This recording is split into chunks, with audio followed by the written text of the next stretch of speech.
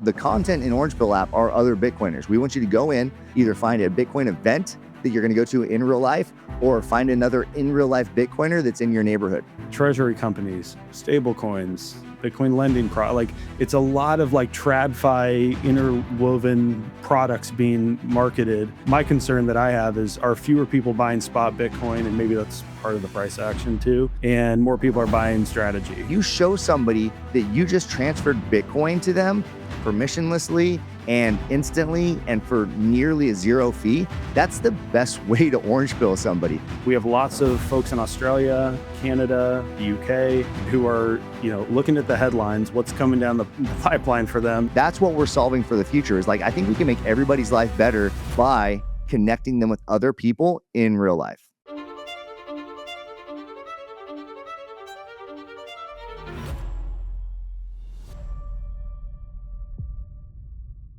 Hey everyone, Michael here with the Bitcoin Way podcast. Thank you for tuning in. Today on the show, I have Brian DeMint.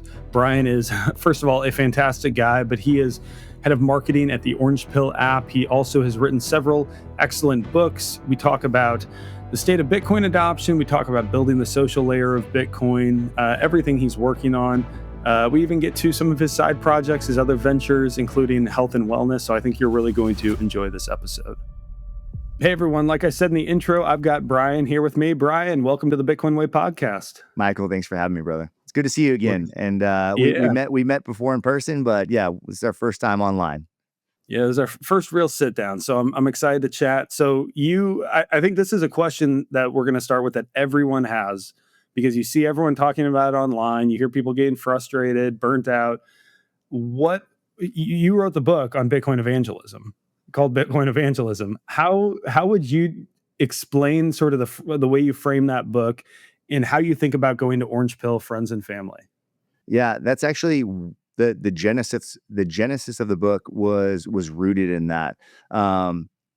Once you go through a few bear and bull cycles, you go through enough bull cycles, you have the friends coming out of the woodwork. I think that was one of the things that's been different about this upcycle is most people are saying, yeah, I don't even think we're in that mania phase because I'm not getting texts or random Facebook DMs from the guy that I went to high school with 20 years ago or 10 years ago, or my college roommate. A lot of people aren't getting those people coming out of the woodwork.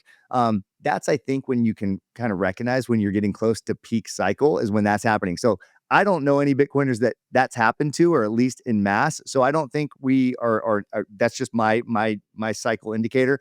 But I wrote the book initially because in the 2017 bull market, I was getting texts that were the same questions over and over. It was maybe 3 or 4 different questions, but it was like people had this subset of questions.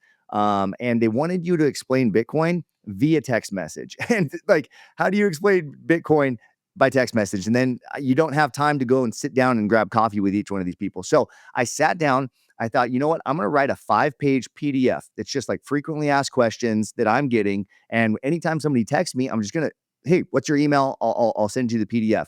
That 5-page PDF turned into 10 pages, turned into 15 pages. And then I just kept going. I'm like, I'm going to see if I can write a book, because I want to kind of really encapsulate all the different questions that somebody might have. And that's a lot of the feedback I've gotten.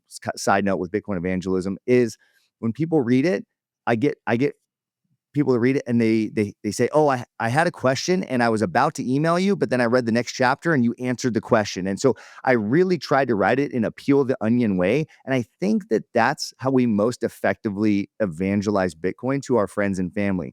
I was somewhat effective. I think I was actually fairly effective. I don't have anybody in my immediate circle anymore, whether it's friends, family, anybody that I'm pretty close to at my church.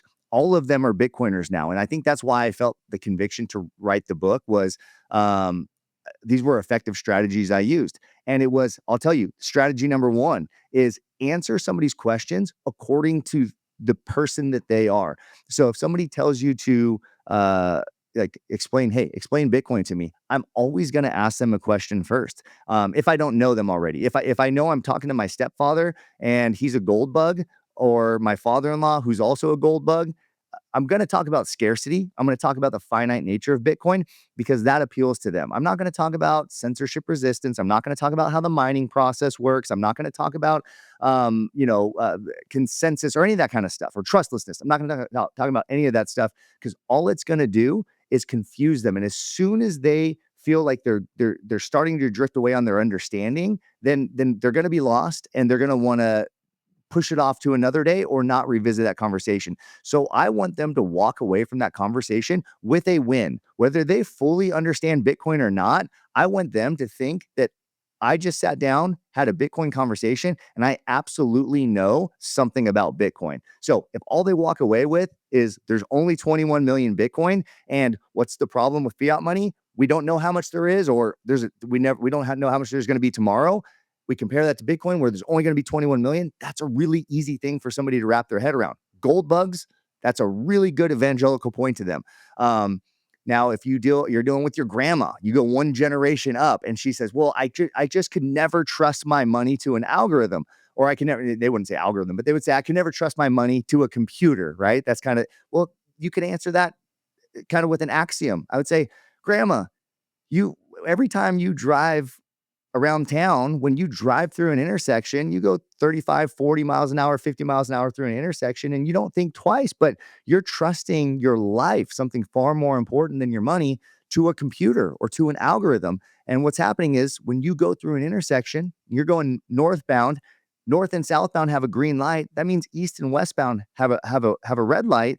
That's an algorithm, Grandma. That same thing that's protecting you when you're driving is actually the same kind of simplistic way the computer works when you're storing your money in Bitcoin. And then all of a sudden they start to grasp this idea of trustlessness, the fact that we don't need to trust, we can verify. And so it's all about trying to give somebody a simple way for them to walk away as though they won in that conversation. Not that they beat you in a debate, but that they won intellectually walking away from that conversation. Yeah, that makes a lot of sense, and probably something I haven't been exceptionally patient to recognize in certain situations. I think in my life, I don't have like any gold bugs. I don't have any people who've studied Austrian economics deeply, and so it feels like this. Like you have to kind of start from the beginning, and very quickly, if you're not careful, you get to the dollar's not going to last forever, and we're gonna hyper Bitcoinize, and everything's going to be Bitcoin, and they're like, what are you talking about?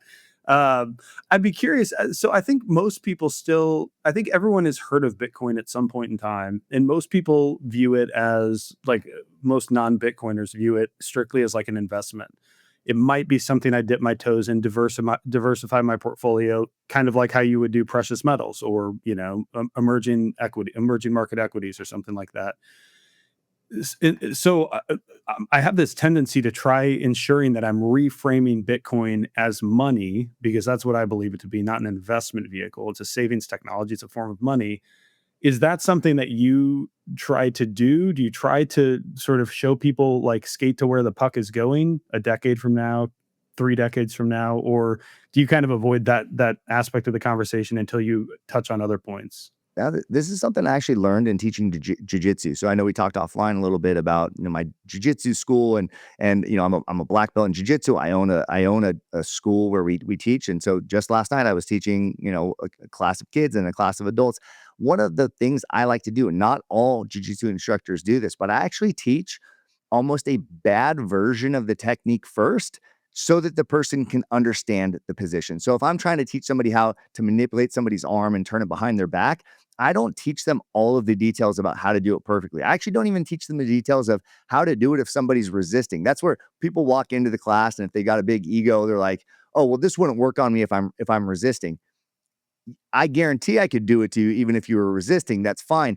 But yes, somebody on their first day, I'm not trying to teach them how to do it against a resisting opponent. I'm trying to teach them the basic elements that are going to lead them to truth down the road. So I find that I used to try and make sure I was educating somebody on every point about Bitcoin. As soon as they would say, well, my dollars, my money, I would try to correct them that, well, what your dollars are, that's currency. That's not money. Bitcoin is money. And then I would talk about what money is. And it's just like it's me trying to teach the black belt level version of a technique to a white belt. I need to teach a white belt version of a technique to a white belt so that he can get the reps and get the understanding so that he can leave class feeling like, okay, I think I get this a little bit. And so I actually am okay with a little bit of misinformation about Bitcoin, and not reframing it perfectly to somebody that doesn't understand it. Now, if I have like an MBA friend or somebody who really understands finance and they're new to Bitcoin,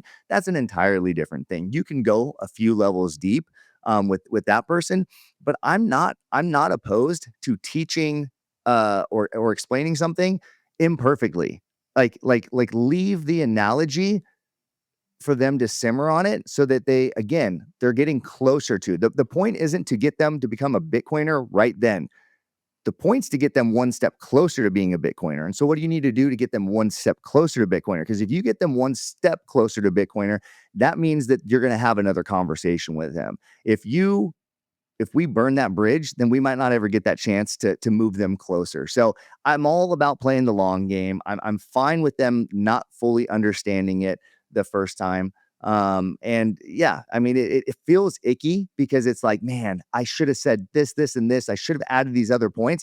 They don't even know. If you tried to explain those other points, more often than not, they're not even going to understand what you're saying. And so I'm somebody that wants to over explain, and I have to. In those conversations, I force myself to under explain. The best thing that could happen is you under explain something and then they ask another question. As soon as they stop asking questions, it means that you've over explained and you've gone too far. So let the throttle of whether you should explain more or less be if the person asks you another question. So leave a little bit of that carrot dangled for them to hopefully ask a little bit more.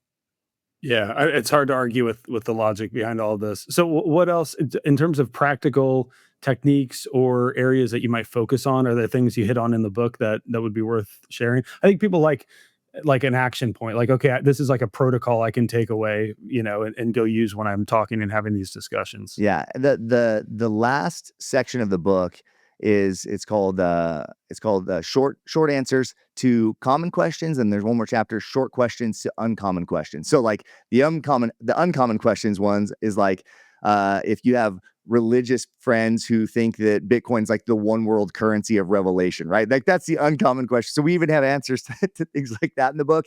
And then there's the more common questions like how do I know that Bitcoin isn't going to be MySpace and XRP is going to be the Facebook that disrupts it or whatever, those types of things. So I do think as a Bitcoiner, we have to have a bit of a breadth of understanding. And so as an actionable plan, I think it is important that we listen to Bitcoin content. We watch Bitcoin, or excuse me, we read Bitcoin books. But as far as an actionable plan, I would say if you want to orange pill somebody in one conversation, there's probably nothing. This is going to undersell my books. This is going to make it so you don't need my books. You don't need to listen to Michael Jordan's podcast, and it's going to put us all out of business. But honestly, the simplest thing you can do, have them download a custodial wallet because they don't have to do any kind of setup, and then just zap them 1,000 sats. Like game over. You show somebody that you just transferred Bitcoin to them permissionlessly and instantly and for nearly a zero fee. That's the best way to orange pill somebody. When my mom, who's a baby boomer, when she became an internet adopter, she would have never defined herself as somebody who was into the internet. She just had a bunko night that somebody said, "Hey, if you want to come to the bunko night, I need your email so I can send you an RSVP thing." And then she RSVP'd via email. And guess what? All of a sudden, my mom's an internet user. It's the same thing. If we want to orange pill the masses, we need to find practical ways to get them just to use the technology. And then it's almost like a drug dealer giving them, giving you drugs for free the first time. It's like you got to try it. Now, to participate, you gotta kind of, get in a little bit deeper. What a terrible analogy. But I mean, it's it's true that people like the free sample, and the most powerful thing you can do by sending somebody a zap is not just that they saw Bitcoin work and now they've used it. Guess what? Now they have 1,000 sats to their name, and they're no longer an other. Before the conversation, it's Michael's a Bitcoiner. I'm not a Bitcoiner. We are different. Now like it or not, you have Bitcoin, you're a Bitcoiner, you're one of us. And most people, they just want to be invited to the party. Like they tell you how dumb the party is from the outside. And they say, oh, I don't want to go to your party. Oh, dude, I don't want to go out late on a Saturday night. I don't want to be tired, for church on Sunday or whatever. I don't want to stay out late. But then as soon as you invite them to the party, like, I'm going to be there right away. So many people want to come to the party. That's why they're even talking about Bitcoin in the first place, but they just want to feel smart, like they had an objection. So as a protocol, as an order of doing things, do whatever you can to make that person feel invited into Bitcoin and to feel like a genius when they left the conversation. If you feel that it's an oppositional conversation at all, if you feel like it's a debate, your side versus theirs, you are losing. We only spread the network effect of Bitcoin if we welcome people in. Now, that's why I call the book Bitcoin Evangelism, because the most effective movement in history is the church, is Christianity. And how did Christianity spread to every corner of the world? Well, they had two really buttoned up answers for two different types of people.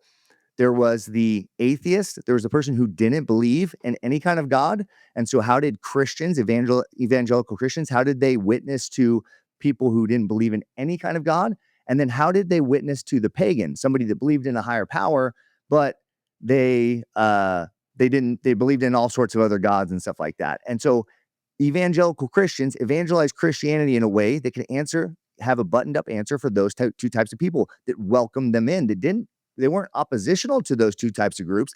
They actually welcomed them in. And so I would say in Bitcoin, we have not those exact, but two very similar types of people. We have the digital money atheist, somebody that says that money's only physical, that money should only be government currency or whatever. They're a total non-believer in digital money. And then we have the altcoin pagans, the people that believe in digital money, but they believe in XRP, they believe in small cap coins, they believe in meme coins, they believe in just screwing around with yield farming and all this kind of stuff.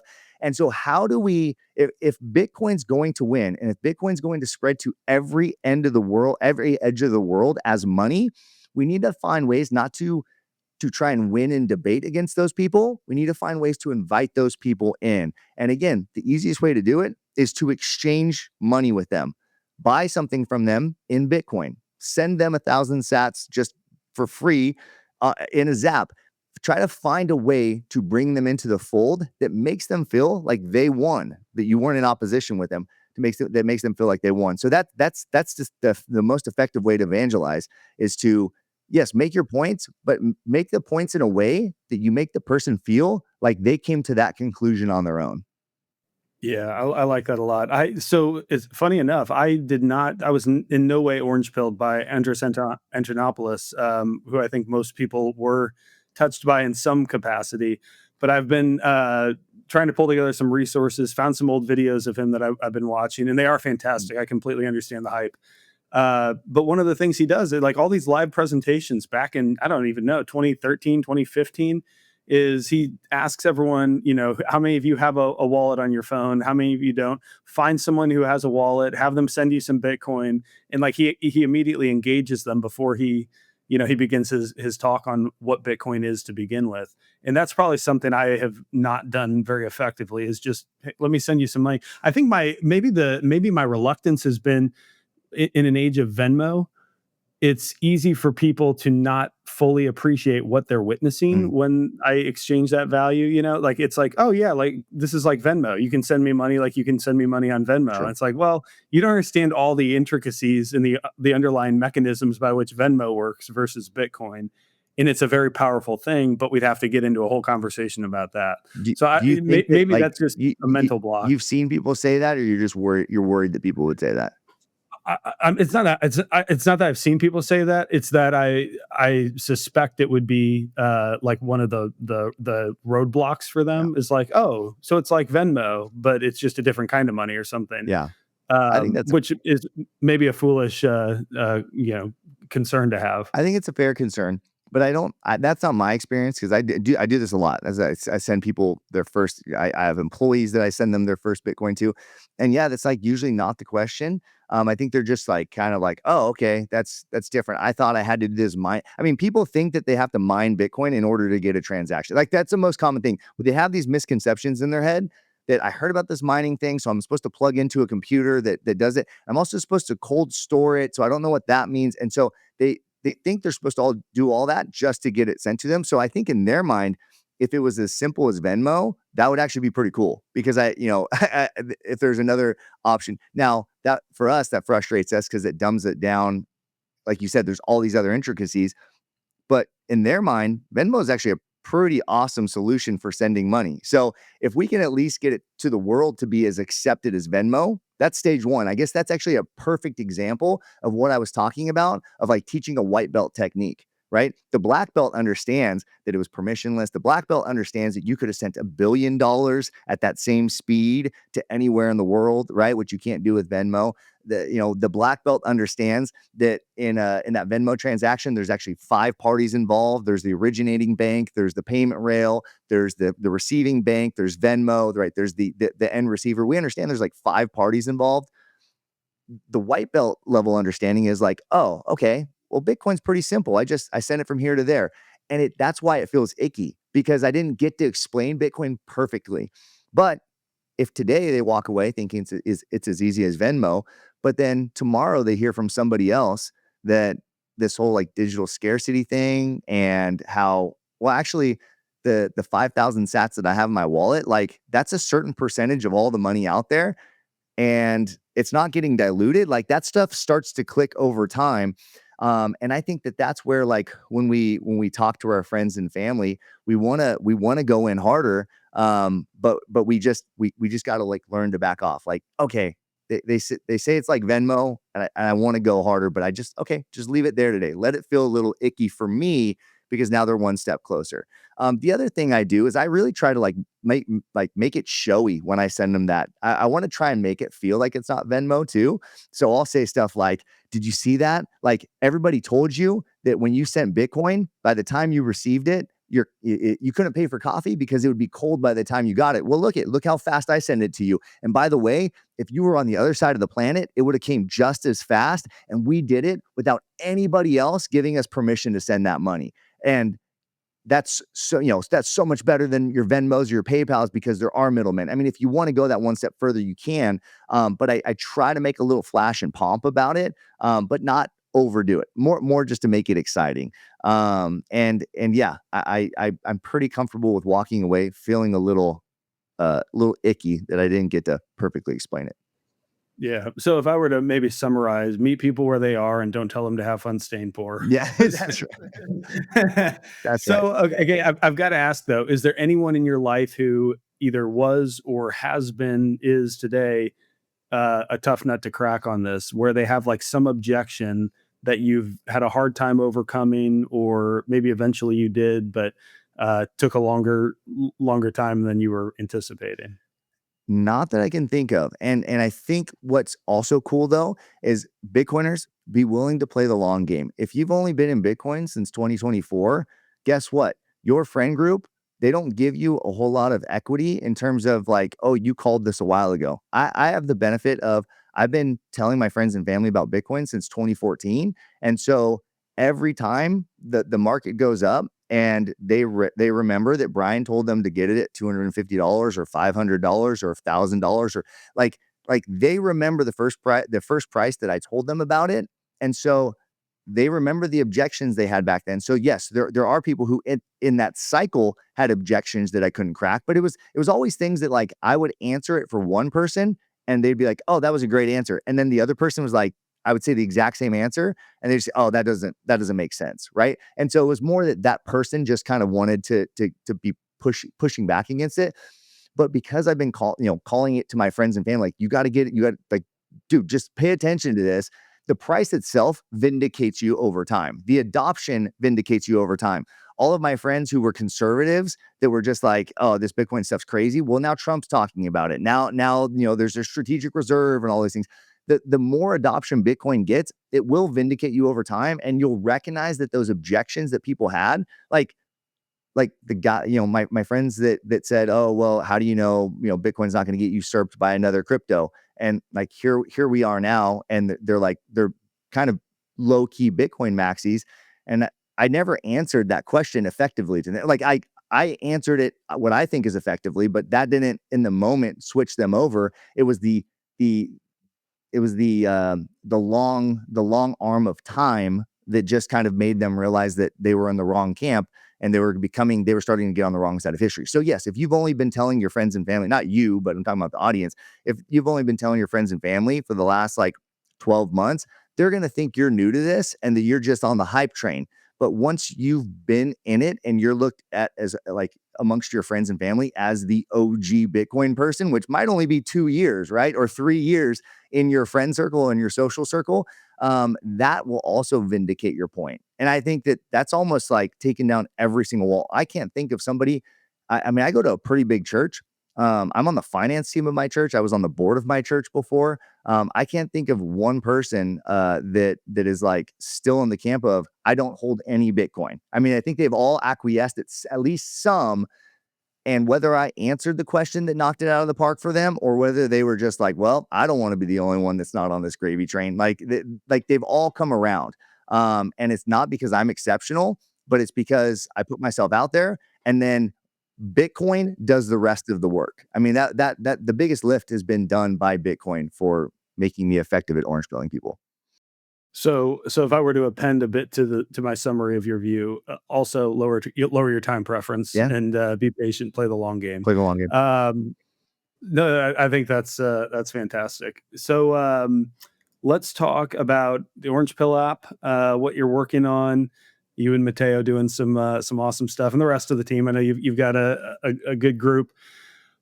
What exactly, in your view, is the long-term vision of the Orange Pill app? And the reason I ask this was a follow-up question I had, because I imagine a day where we've got something resembling hyper Bitcoinization, and there isn't like this quote unquote community of Bitcoiners. I know some people hate that term, but what do you like? What do you anticipate the future of the Orange Pill app looking like? And then, if you want, take a step back and tell people who maybe aren't familiar, a bit about it. Yeah, that's a great question.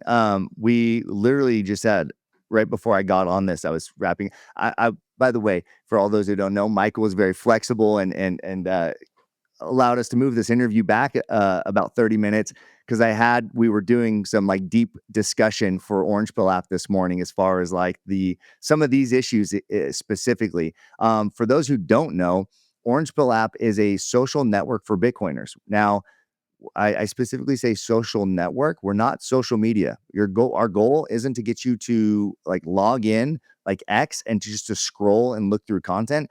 There's really not much content in Orange Pill app. The content in Orange Pill app are other Bitcoiners. We want you to go in, either find a Bitcoin event that you're going to go to in real life, or find another in real life Bitcoiner that's in your neighborhood. Most Bitcoiners don't know any Bitcoiners who live near them.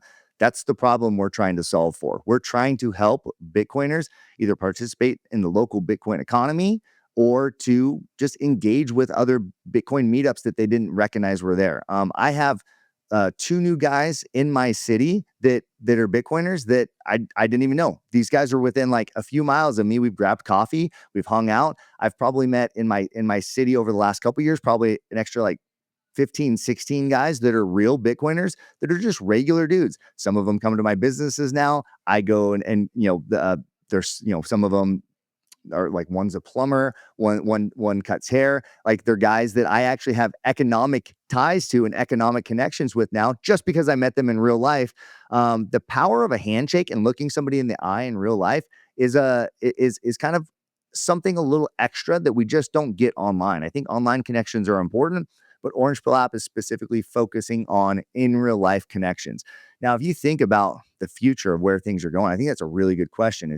When Bitcoin is the money of the world, are we going to have Bitcoin meetups? I don't think we really have internet meetups anymore, right? There was a time when you would have an internet meetup. People would sit around and talk about, I don't know, building websites and stuff like that.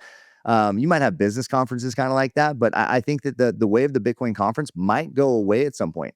Specifically, Bitcoin branded businesses might go away, because something like the Bitcoin way, something like that will always exist. It will just be kind of more like considered finance, right? Like this will be like the larger financial picture would be something that the Bitcoin, you might even have the same name. That might be like the timestamp on how long, that's like that name that makes you sound really old school by that point, is that like you're still called a Bitcoin company because that's, man, we just talk about Bitcoin as like the world's money.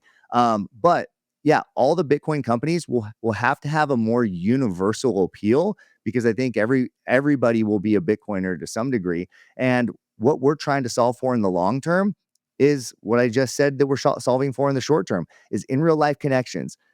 2 years from now, 3 years from now, the internet is going to be not unusable. It's going to actually be very useful because it's going to give you the information you need. You'll be able to get the news you want. But most of us, it's going to be like plugging into the matrix. We're going to be inundated with AI generated content. It's not going to be authentic. It's not going to be genuine. It's just going to be, there's going to be so much content. Like any teenage kid is going to be able to produce a Marvel level movie from his basement. And so when everything is produced at that kind of level, it's almost like when everything is exceptional, nothing's exceptional. And so internet content will probably be less appealing to most of us. There's going to be people that plug in and that's what they want in life, but there's going to be so many people that want to unplug.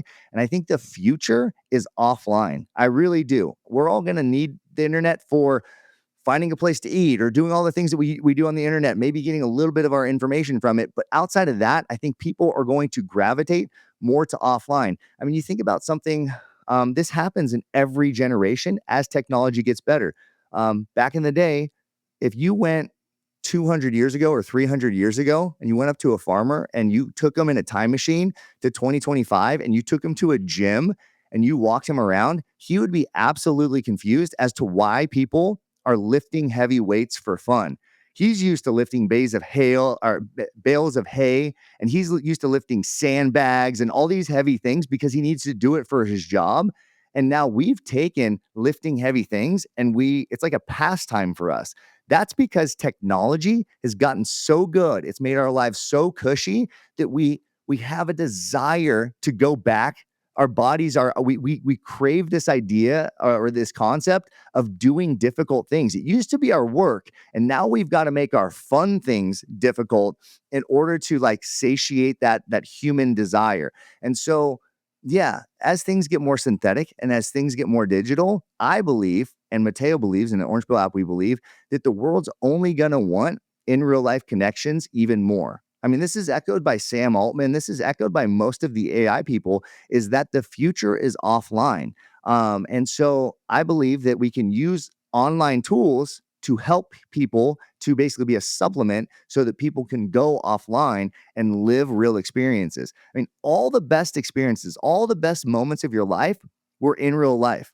I know that's true for me. I mean, the day I got married, the first time I was, the first time when my wife gave birth and I got to see my children for the first time, when I go and I hang out with a friend and have a good conversation. I mean, like all those things in real life, those are the best moments of my life. I can't point back to one thing where I was just like, you know what? I sat down and like doom scrolled on TikTok, and that was the greatest day of my life. That's just clearly not going to be. That's not going to compare to in real life experiences. So that's what we're solving for the future. Is like I think we can make everybody's life better by connecting them with other people in real life. Yeah, I think that's awesome. And I can tell you, I've been fortunate to use OPA a few times to meet up with people. I don't have time at this stage of life to be going to a lot of in-person events locally because I got young kids and plenty of other things going on. But I've met up for coffee a couple of times with some people, and I mean, it's hard to describe how much more engaging the conversation is. Like a complete stranger, and you sit down, and it's like you've known him for years. You're just kind of filling in like the details and the blanks on a couple of things, but you already know going into it. There's a pretty deep dive you can get into.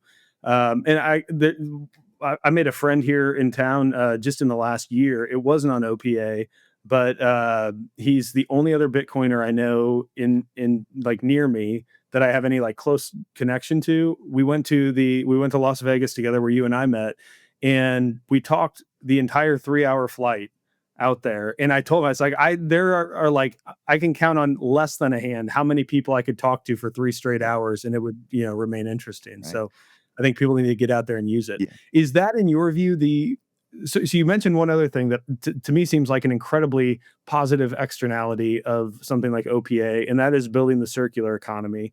Because I think that's how Bitcoin ultimately very fundamentally wins. I think if it remains digital gold, it's always store of value. I don't think it dies, but I think it just, we all get, what's the quote? Like we're all wealthy and depressed or something. Yeah.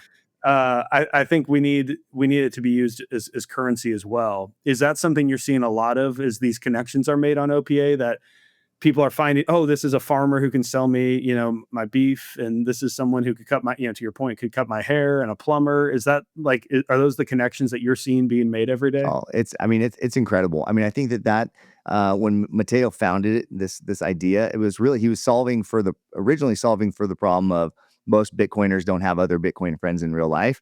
But yes, this was a massive unintended consequence of the app. And it's like, you think about it for a few minutes, you're like, oh yeah, that actually makes sense that it would have gone in that direction. But I think that's maybe the most profound thing that we can do for Bitcoin is when you sit Bitcoiners down and you bring them in person, they tend to, what do they talk about? They talk about Bitcoin, and then all of a sudden the idea that, and then they talk about what they do, right? Like, so as a Bitcoiner, when you sat down with a Bitcoiner, or when you sat down, when you're on the plane ride with your friend, somebody is new, you sat down, talk to them for 3 hours. What are the things you talk about? You talk about Bitcoin because you're starting out on relationship second base, right? You have all these like shared values. But then we naturally, with anybody we talk to, we say, oh, well, what do you do for a living, right? Those two conversations lend so well to a Bitcoin circular economy because all of a sudden I know you're into Bitcoin. And now I just found out that you cut hair. And now you just found out that I have a wellness business and that I sell books and all that type of stuff. And so now we're thinking about like, oh, well, I would like to buy one of your books. And I'm like, yeah, you know what? I'm actually like, I need to get a haircut. Like all of a sudden, it just becomes part of the conversation. Um, People are always trying to network in terms of business. And with Bitcoin, it's kind of like the cheat code. I think it's Peter McCormick who titled it the Bitcoin cheat code.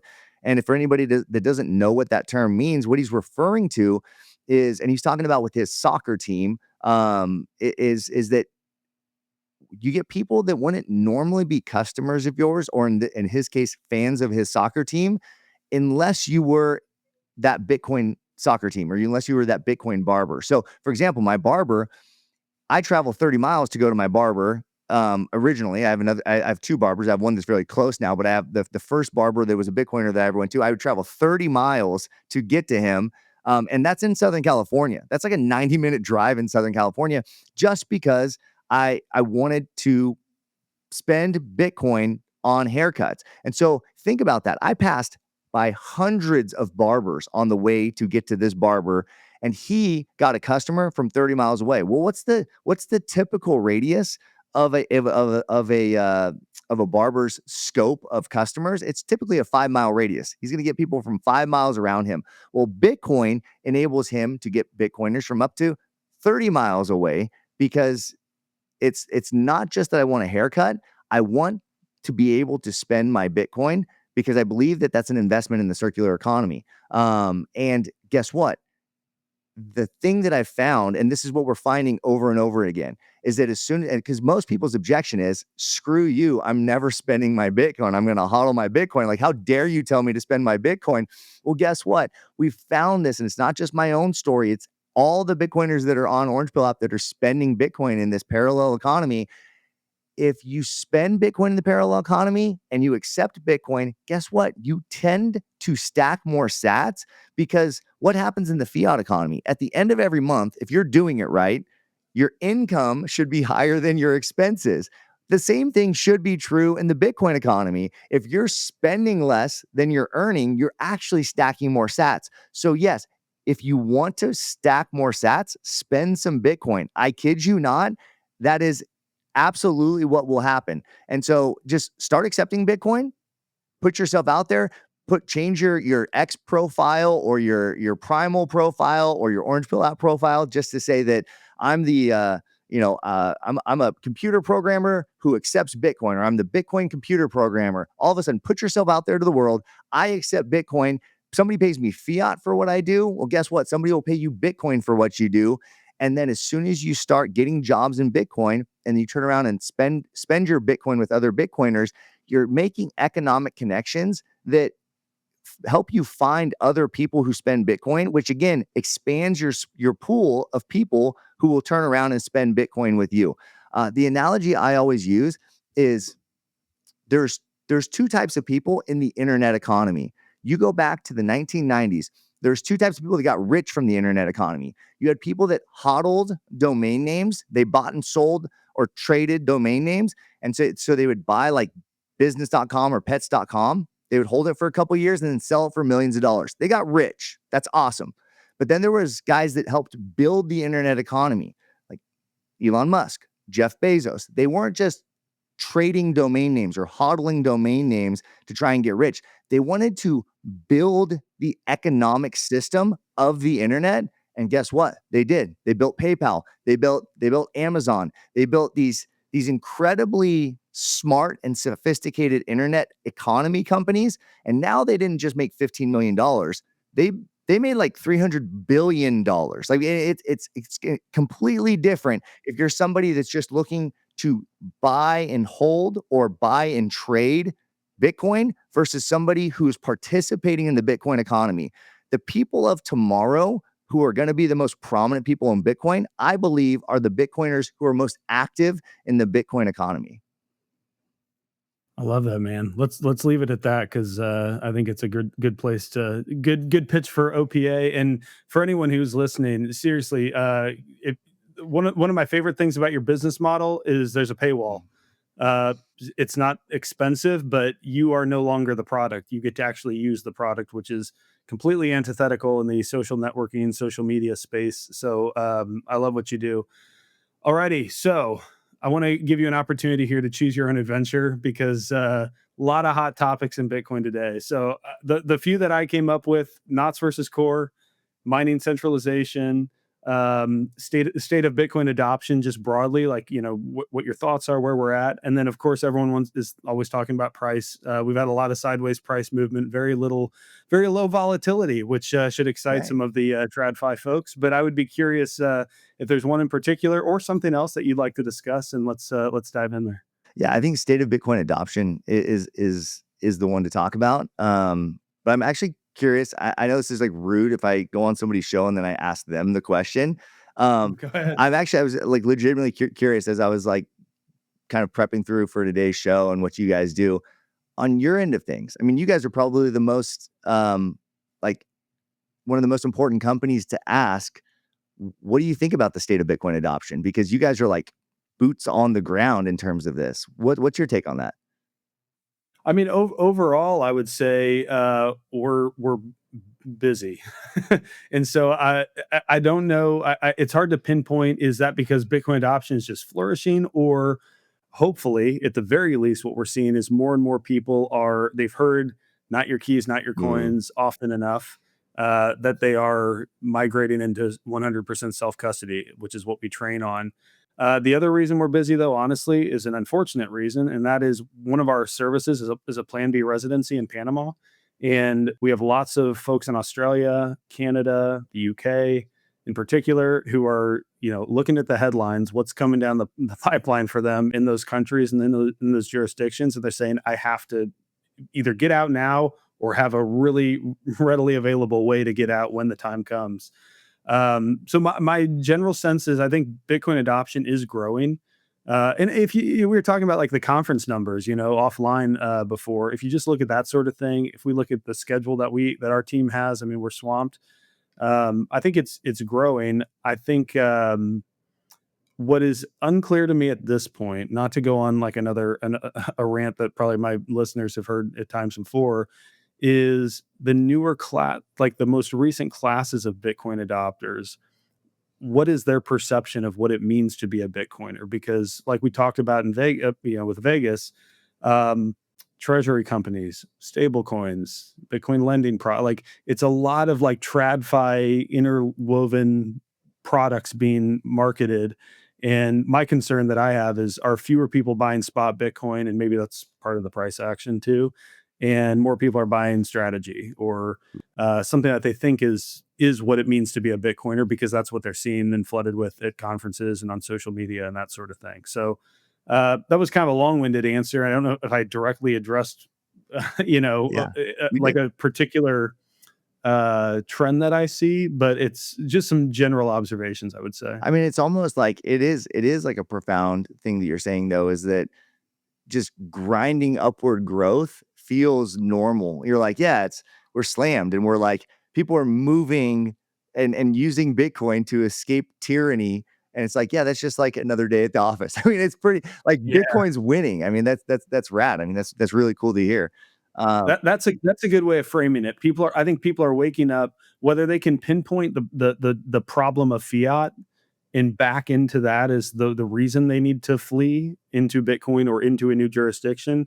I don't know. It's hard to say at this point, but people are waking up to, there's a problem and I need a fix, and I think many are going to land on Bitcoin as the obvious solution. Well, and I wonder if we've ever seen an economic migration like this before. Because you think about, in the U.S., we talk about borders and immigration and illegal immigration and stuff like that. And typically, people who are fleeing for asylum purposes are the poorest and the most vulnerable amongst us, right? They might be bringing over work skills or workforce, labor and stuff like that, but they're not bringing over wealth. They're not bringing over property and assets.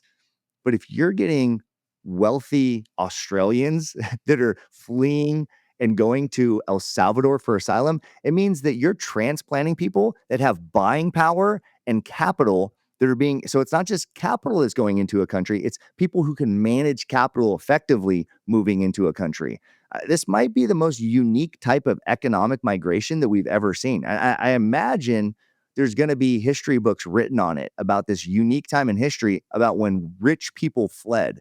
That's how, maybe that should be the title of a book, When Rich People Fled, because I don't think that that's ever happened before. We have stories of for sure from World War II, where people would, gather their belongings and they would flee, and, they maybe had some money or something like that. But I don't think It's that, isolated. yeah, Those are like isolated incidents, particular times and yeah. places. This is like a global phenomenon. Precisely. And we're talking about people in America that want to move to El Salvador. I mean, the wealthiest country in the world, people want to move out of that country and into a country that 10 years ago was one of the most unattractive countries in the world because of their violence, because they were economically poor. They turned it around in 10 years, and now people from the richest country want to move to that country. Australia, one of the richest countries, people want to move from there to El Salvador or to a similar country. So this is that when we talked earlier about the long game proving things out, I mean, this this is going to prove to people the importance of why you shouldn't care about MicroStrategy as much as you should care about holding Bitcoin and holding your keys privately for your own ability to protect your family and to have that kind of flexibility to go when you need to go. But yeah, I mean, that's a side of Bitcoin adoption I wasn't even like prepared to talk about today. I think it's cool that you took it there. I mean, when I brought it up, I was just thinking about last night. I'm watching, YouTube, and I think it was Fox Business clip comes up with Eric Trump on the show, and it was a 5 minute or a 7 minute segment where Charles is interviewing Eric Trump about his Bitcoin company, and Eric Trump is making legit Bitcoiner point. I'm not saying he's a perfect Bitcoiner. I'm not saying anything about. I don't know the guy from anybody, but I'm just saying the points that he was making on that show were about Bitcoin's 21 million nature, how the dollar's screwed up. Yes, the dollar's screwed up, but people are, the country's going to try and use stable coins to preserve the dollar. But the granddaddy of digital money is Bitcoin. So don't get distracted with the other things. I mean, I walked by my wife sitting there and watching it with me, and I get up to grab a glass of water, and I just kind of mumble as I'm walking off. I said, man, how things have changed, right? Like this is crazy to me, because I remember it used to be the opposite. If we watched the news, and we don't watch a lot of the news, but if we turned on the news for a few minutes just to see what people were saying in the world, it would be the opposite. It'd be somebody talking about either some stupid financial move, or if they were talking about Bitcoin, it was about how Bitcoin's a scam and a fraud and all those types of things. I mean, that, and I would sit there mumbling things like, oh, they don't know what they're talking about. Now we're watching these mainstream talking heads make the points that we would love to make. It doesn't mean that these are altruistic people, but guess what? That's the beautiful part about Bitcoin. I actually don't care what Eric Trump's points are. If he's trying to mine and hold Bitcoin, I want his incentives to be selfish, because that's how Bitcoin functions, just like capitalism. Like when somebody, I only have to trust that they're doing what's in their own best interest in order for the system to flourish well. And so, yeah, in Eric Trump's ability to, or in his quest to add shareholder value for his company, or to build excitement and enthusiasm, or to get new investors to come into his company, he has to make legit Bitcoin points on mainstream news. God bless him. Keep it up. And so, man, how times have changed. And the state of Bitcoin adoption is that we have wind at our back. And Bitcoiners are bored with the price right now. Guys, we're stuck above $110,000. Like, it's insane how high things are and how far we've come. And that's another sign. Like, I love that Bitcoiners are bored by the price being 115,000. Like, that's a really good sign that most Bitcoiners, because guess what? What's another thing that could happen? Those Bitcoiners aren't just bored. Those Bitcoiners are done with Bitcoin and they sell. That's not what's happening. All those Bitcoiners who are bored by the price action, it means that they believe that Bitcoin's worth way more than that. And so what happens when everybody's holding an asset that all of those people believe it's worth way more? Well, guess what? The price can't go down that much, because all of those people they're holding the line. They're refusing to sell because they have the same inherent belief that Bitcoin will go up in value. So it's just a matter of when, not if. It's very clear that Bitcoin is going to explode. I believe we're going to have rocket fuel at our backs. Anybody, like the kind of rumblings that I hear out of DC is that people near the Trump campaign are saving a lot of their Bitcoin rhetoric and a lot of their Bitcoin talking points to be tied into a lot of this Federal Reserve stuff that they're doing.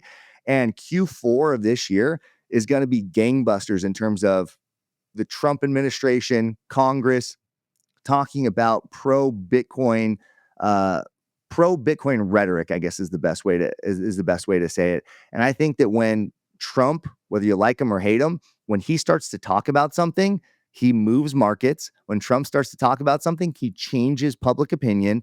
And again, I don't know why he's doing it. I don't know if it's to distract from something else, or it's because he believes in Bitcoin. But I think that the sales, the wind at the back of Bitcoin is going to absolutely get set on fire in Q4. And I believe that Bitcoiners are going to be happy that we took a minute to take a breath, be bored at 115,000, let the market settle in, and let the big boys start to buy Bitcoin back up. So when retail comes in, we see price movement like we've never seen before. Yeah. So you asked about our business. I'm curious though, for OPA, what are you seeing? Are like, and don't share anything that you can't, but in terms of subscribers numbers, are you seeing a lot more meetups and events coming online? A lot of new folks joining the app for the first time? Yeah, I mean, there's just a lot of excitement. That's one of the cool things where if you have the pleasure of being inside of a Bitcoin company, I've been inside of Orange Pill app for almost 3 years now, and so that's been up markets and down markets. The week that Orange Pill app launched was actually the same week that Sam Bankman-Fried went to prison, or went to jail for the first, or when he first got caught, I guess. And so, I mean, that was the low of the lows, is like when we started, and then we've obviously had ups and downs and stuff since then. But being inside of a Bitcoin company is cool, because while we still, refresh our phones, 10 times a day and check the price, that maybe is never going to go away. What I check more are things like you said, like, sign up numbers, and how many people are connecting, and how many people are giving us feedback of, oh my gosh, like I didn't realize that there was this many meetups. Like we're Orange Pill app is the single largest repository of Bitcoin meetups in the world. You won't find a resource for more Bitcoin. And again, Bitcoin only meetups. Like we filter for this like crazy. It's actually a ton of work. It's been a ton of developmental work to make sure that when you find a meetup on Orange Pill app, you're not gonna like get catfished and end up going in and sitting through like a 45-minute Web3 demonstration or something like that, which is a lot of people's experience if they, go to other websites for meetups. Anyways, all that to say is, when you're building towards something, you think about the goal and you think about the long-term effects rather than the short term, because when you're building, like if you were to remodel your kitchen today, you go 5 steps, you go 10 steps back, because you think about it, your kitchen might be kind of like out of date. It looks a little ugly and you want to make it more beautiful. You've got to make your kitchen really ugly. You've got to tear things out. You've got to do demo. You got to rip out the tile. You got to rip out the flooring. You got to destroy everything. It's got to look so ugly so that you can rebuild it back better. And you don't freak out that it looks ugly for a few days or a few weeks, because you understand what you're building back towards. You're building back towards a more beautiful kitchen remodel. It's the same thing when you're building in Bitcoin. You don't care if things are a little ugly in the short term, because you understand that you see, like with Orange Pill app, do we think Bitcoin's going to win? Do I think Bitcoin's inevitable? Yes. Not only because I think where the price is heading, I think that's positive, but I see more Bitcoiners connecting every single day. And if there's more Bitcoiners that are having a connection tomorrow than there are today, and the same was true the day before, and the same was true the day before, it's going one way. How many people do you know, and I don't know any, that got into Bitcoin like as a legit Bitcoiner and then went back to fiat? That's just not something that happens. I'm seeing one more Bitcoiner every day, one more Bitcoiner every day. And we obviously have more than one sign up per day, but I'm just saying, like, in a very simplistic way to think about it, we're moving slowly and steadily in the direction of the big, beautiful thing that we're trying to build. But a lot of people can't see the forest through the trees. And so if somebody is too caught up in the price, I would say start to try and build something in Bitcoin. And maybe you can't work at the Bitcoin way, or maybe you can't work at Orange Pill app just because, that's not your set of skills, or there's no availability for you to do that.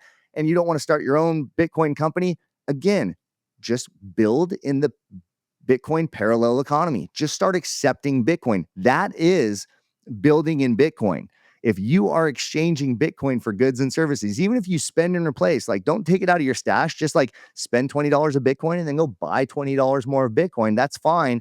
But every time you do that, it's disempowering the old system and it's empowering the Bitcoin system. It actually has the vote of 2. Like if it's an election, and every time you choose to not spend $1 and then you spend that same amount of money in Bitcoin, it's -1 for the fiat system and then +1 for the new system. So we think, oh my gosh, every time I do this, I'm only chipping away. You're actually having the power of 2 every time you make that decision. And I think it helps with the internal emotional volatility that we have of, like, oh my gosh, Bitcoin's taking so long. Sit down and start building something. Try to get 10 economic connections in Bitcoin.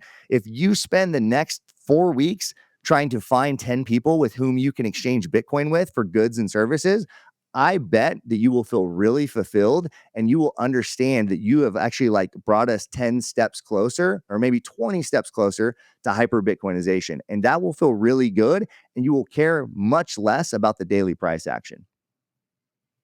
Alrighty, dear listeners, you heard it from Brian. The state of Bitcoin adoption is looking orange and positive. Okay, so last thing I wanted to touch on, because you've got some other cool projects that you're working on. You mentioned BJJ. The one I'm honestly a bit more interested in is Salt and Light Wellness. First of all, great name, lovely nod to scripture. I'm curious, did you have to add a salt room just to work that into the name? And maybe you could explain what this is. Yeah, so I'll answer that question second. That's a great question. So Salt and Light Wellness, we're just a small little Southern California chain of wellness studios. We started, some years back. We were doing red light therapy before red light therapy was cool, and by the grace of God, it's become very popular. Red light therapies and infrared saunas and cold plunges and like the salt room that you referenced. We also have, we're big proponents of sunshine. If you can't get sunshine naturally, we have sunbeds that are these vitamin D sunbeds that use red light and a certain type of UV that helps stimulate vitamin D. And so we're big proponents of light-based therapies. We know that we need those things naturally, but if we work indoors and we can't get them naturally, then we're kind of a supplement. So we always suggest to our people is like, hey, go get it free. If you can't get it for free, come on in here. We're a good second option. and we can fit into your schedule. But it's really, we're trying to empower people in their health. It's part of the Bitcoin ethos. It's part of the health and wellness ethos. It's part of the BJJ ethos. The consistent thread through everything that I do is that it's all about helping people become more independent, more self-sovereign. If you have Brazilian jiu-jitsu, it's not like you don't need the police anymore. It's not like you don't need people that, protect you in society. But for the most part, you're somewhat more capable of protecting yourself in society. As a BJJ practitioner, rather than somebody that's a potential victim walking around society, I'm a potential protector walking around society. And I'm very passionate about helping build more protectors walking around society. Same thing in health. I'm assuming you're the same way. I think socialism is one of the most evil things to ever plague humanity. Guess what? When you have sick populations, people are very tempted to pull towards socialism, because when they're sick and they don't know how to fix themselves, when they're poor and they don't know how to fix themselves, they are going to be drawn. They're going to look up, and whatever they look up and see, that's what they're going to appeal to. So when people don't have God, they're going to look up and they're going to see government. And so government is then going to be the fix. And I don't think that government should be the fix to our health. I don't think it should be the fix to our money. And so if we can help empower people through salt and light to be healthier, to optimize their vitamin D, to reduce inflammation and swelling throughout their body, you can actually fix a lot of problems by just doing a few things like that. Obviously, we're proponents of diet and exercise and all that kind of stuff. We're one of the components of that. But that's the consistent theme. And so everything that I'm trying to build that I make money at. So my financial incentives, again, to provide for my family. So if you want to say like, oh, Brian is just wanting to make money off that, you shouldn't care if I make money off that or not, because the things that I provide are helping to provide for people to make them more self-sovereign and independent. And so at the end of the day, we make a living off of helping other people empower themselves. It's the same thing with Bitcoin. Why do we care so much to orange pill other Bitcoiners? There's a selfish motive in that, because as Bitcoin grows, our stack grows. Our buying power increases as we orange pill more and more people. But we're not just doing it to be purely selfish. We're doing it because as more people have more buying power, society becomes wealthier. Society becomes less dependent on government. Society becomes less socialistic. And so it's kind of a revolving door of incentives. And that's at Salt and Light. That's what we're here for. To answer your question about the salt room, yes, we actually did add a salt room a few years ago, because we were Salt and Light. And I just thought it was, it's from scripture. It's from the, book of Matthew chapter 5, where Jesus says we're to be like salt and light. We were light-based therapies, and I thought it was cool to leave it kind of abstract. We're like salt and light. Like light was like what we do, and our people were like salt of the earth people, because we have really good customer service, and that was kind of how we always played it out. But we had so many people, as salt rooms became more popular, we had so many people walking in and felt like we were like mismarketing our business. They're like, okay, where's your salt room? We don't have a salt room. How are you called Salt Light without a salt room? So we eventually put one in, and now I'm a huge believer of it. My kids do the salt room 2 to 3 times a week. I kid you not. I have 5 kids, 12 and under. We do jujitsu all the time. So they're face to face with other boogery kids. I take my kids to church. They're around other booger faced kids all the time. When we take our kids into the salt room 2 to 3 times a week, we do not get sick. Like, and if one of my kids gets a sniffle, like the kid that got him sick, we'll find out that kid was like almost in the hospital the next day because they got so violently ill. My kid will get a sniffle for a half of a day and then be over it. What salt does is when you breathe it in, it's antimicrobial. It cleans out your respiratory tract, and it's anti-inflammatory as well. So if you already have a cough, or if you have any gunk in your system, it helps reduce the inflammation. But more than anything else, it's killing any bacteria or any pathogens that you're coming in contact with. And so what happens when somebody sneezes in your face? You don't get sick right away. It takes time for the pathogens to propagate, replicate, and grow to the point where you actually get sick. Well, guess what? If you're constantly coming into contact in your respiratory tract with salt, it's making it so that every time you get those pathogens in the areas where they would make you sick, you're constantly killing them over and over and over. And so it's been a game changer for our family. And so this wasn't, I know this show wasn't meant to be like a a pitch for No, Salt no, Light, I love this stuff, man. but I we're spend proponents. yeah, I spend my money on really two things at this point. Things that impact our lifestyle for a net positive, experiences, things that I think that will keep the kids busy with in productive ways, and health related. I mean, sauna, cold plunge, squat rack, cardio machines. Like I've got all sorts, all sorts of light therapy devices. So I'm fully on board. The salt, I've done a salt room once. I didn't notice like a material difference. Just I think it's probably to your, maybe to the point you're making here. It's not like you walk away feeling magical, but it's more of like a consistent remedy that you could apply to your life. I'm curious, just out of personal curiosity, are they high maintenance to deal with? Like, could you do one like you could do one in your house and it's Uh, not like a huge I hassle? mean, it'll make it dusty in whatever room it's in. So if you can enclose it, they're called halo generators. So look them up. I think you could probably buy like a home one for, they're not cheap. I mean, it's still like 5,000 bucks probably for a home one. But if you think about it, anytime it comes down to health, and it sounds like you're the exact same way. It's like it's more expensive to be sick than healthy. It just is. And so yeah, I've seen ones on Amazon where it's like you put your face over it and you breathe in regular. That doesn't really work because it's not crushing it up and making it small enough, the particles small enough. So you need something that's just absolutely obliterating the salt so that it's aerosolized basically. And so you want it to be, if it's being done right, you taste the salt in the air. It's like, wow, you stick your tongue out in the air and then it's very salty. So yeah, I would just read reviews if you're looking for one that's at your home at home and see if people are saying the air tastes salty. If the air doesn't taste salty, then it's not enough to help your respiratory tract. And yeah, I mean, shoot, if anybody's out there and they're interested in opening a Salt and Light and you're a Bitcoiner and you're a Christian, we're looking for licensees right now too. So go to our website, saltlightwellness.com, and you can apply to open a Salt and Light location. Definitely didn't intend to plug that today, but since we're on the topic, man, the business has been growing like crazy. It's very exciting, and it's interesting to see the parallels between how my health and wellness business is growing, which we've been doing Salt and Light, we've been doing since 2008. Like it was stagnant for a long time. And then in the last few years ramped up. I mean, it's almost the equivalent of the Bitcoin journey. And I think it's because there's just so much crossover. If you're waking up and you're asking questions to what's in your food, you're probably asking questions of what's in your money. And so I think that there's so many parallels there that we're really benefiting, whether it's on the Bitcoin side of things with Orange Pill app or on the wellness side of things with Salt and Light. I love it, man. Yeah, it's funny because you're doing something completely different than us, but it's all under that umbrella of self sovereignty. And we're all about securing your Bitcoin, protecting your data, jurisdictional optionality, and you're like sort of at the more acute human level of make stack friends that stack sats, take care of your body. I think it's awesome.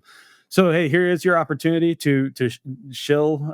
No shame here. Give us a plug for your book, OPA, everything else you've discussed. All Anything? right. Well, since you gave me the free reign here, Yeah. the first book I wrote, Bitcoin Evangelism, this one's for the new guy or the guy that's trying to say you've been in Bitcoin for 5 years, but you have a hard time explaining Bitcoin to your friends.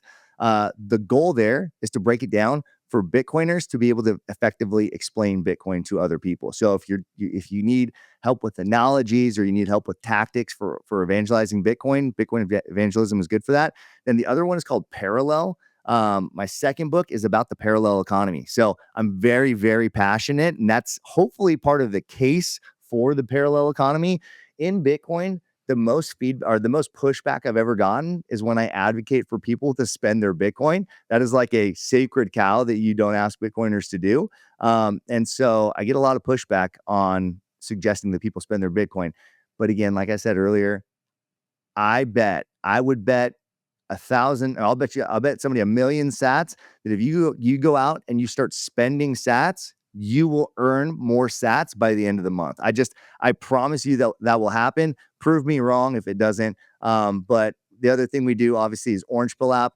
One of the most effective and the most important things we can do in Bitcoin is connect with other Bitcoiners. We got to first secure our Bitcoin. Like if we haven't secured our Bitcoin, then what are we doing in Bitcoin? Like that's got to be station number one. But a very quick thing that we should be considering after that is connecting with other Bitcoiners. Like I said, the coolest things that happen to you in your life are always things that happen with other people. So Bitcoin is like the money you need to live the life you want.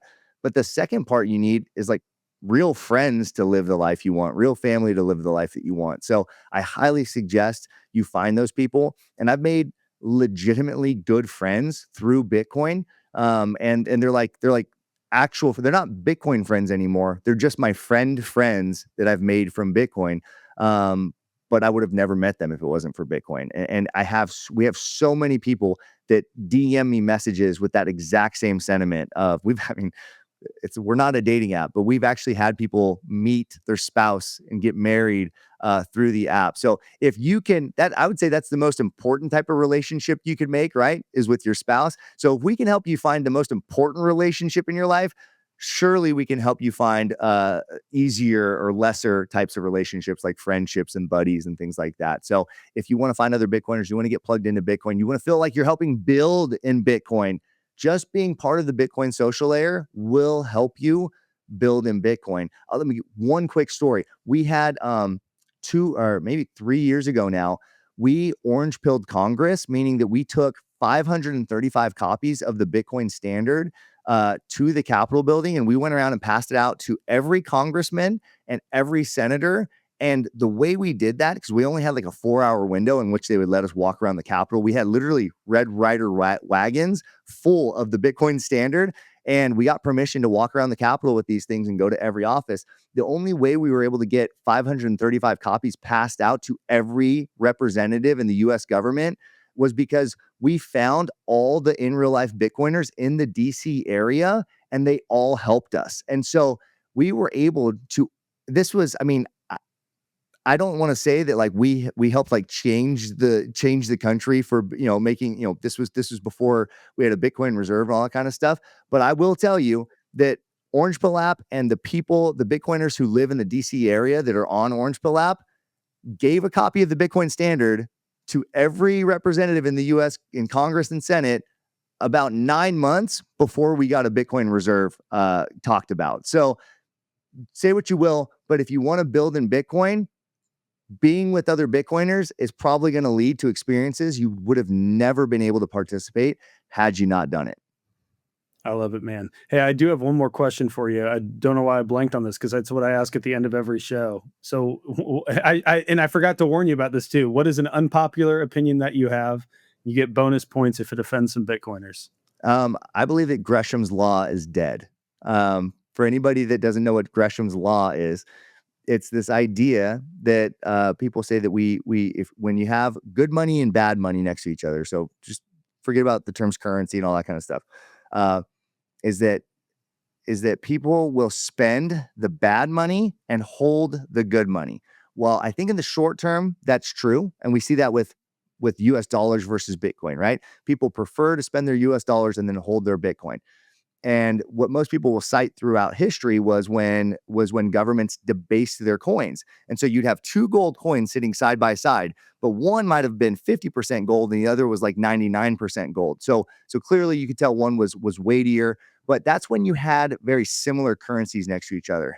I believe that Gresham's law, it's actually not dead right now. It's actually being proven because people do spend their fiat instead of Bitcoin. But I believe Gresham's law will be pronounced dead or will start to die when inflation hits more than 2% in a monthly capacity in a given currency. So right now we're like, oh, inflation is 4% for the year. Well, 4% divided by 12 months, I don't even know what percentage that was. It's definitely less than 1% inflation per month.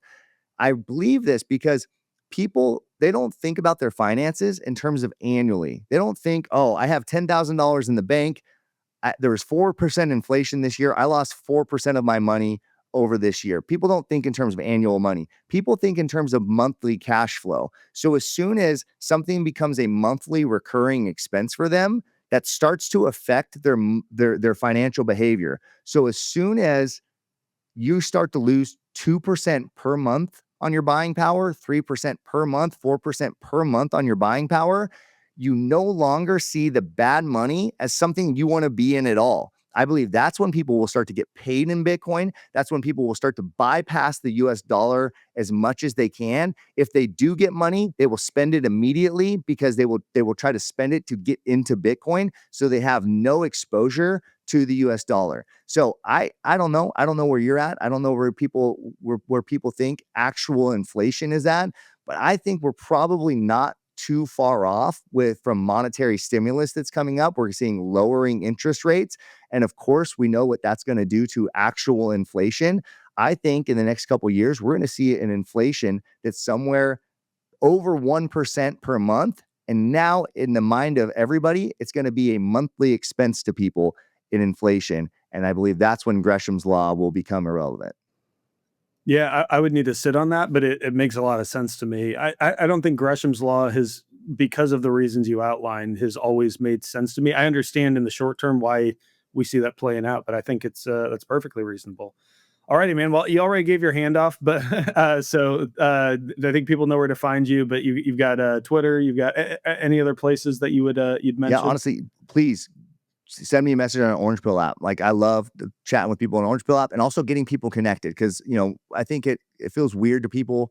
They message somebody on an app, and if we're not close, then we can't meet up. But I know where to plug people into. So if you're like, hey, I want to get connected with Bitcoiners, like, get into Orange Pill app, shoot me a message, shoot Mateo a message, and we will make sure that you get the full experience of the app. You'll be able to find the Bitcoiners that are close to you that you can actually build a relationship with. So Orange Pill app would be the number one place to connect with me. And honestly, if anybody was like stoked on the Salt and Light thing, like I said, saltlightwellness.com, and there's an application for opening your own location as well on there. Awesome, man. Well, thank you so much for the time, Brian. Let's keep in touch and do this again sometime. Appreciate it, Michael. Yep. Godspeed and All all right, you guys cheers. are doing, man. You guys are doing the Lord's work over there at the Bitcoin Way. Thank you, brother. I appreciate that. You take care. And that's a wrap again. I hope you enjoyed my conversation with Brian. I know I sure did. Go check out Orange Pill app. Go pick up some of Brian's books, support him, and support the Bitcoin circular economy. Of course, if you are enjoying this channel, this show, do me a huge favor. Like, subscribe, comment, share it with someone. Do anything you can to help feed the algorithm and bring the message of self-sovereignty to more people. We would really, really appreciate that. And if you need help taking your Bitcoin into proper 100% self-custody, go to thebitcoinway.com/podcast. You can schedule a free 30-minute consult with a member of our team. We'll also help with online privacy, setting up privacy phones, spinning up a bidax, and playing the lottery every 10 minutes as you solo mine. And of course, we have a Plan B residency option in Panama. Many people loving that option, especially as we see more and more tyranny from governments and authoritarians around the world. Again, it's thebitcoinway.com/podcast. Until next time, stay safe, stay sovereign, and remember, the yield on Bitcoin is freedom.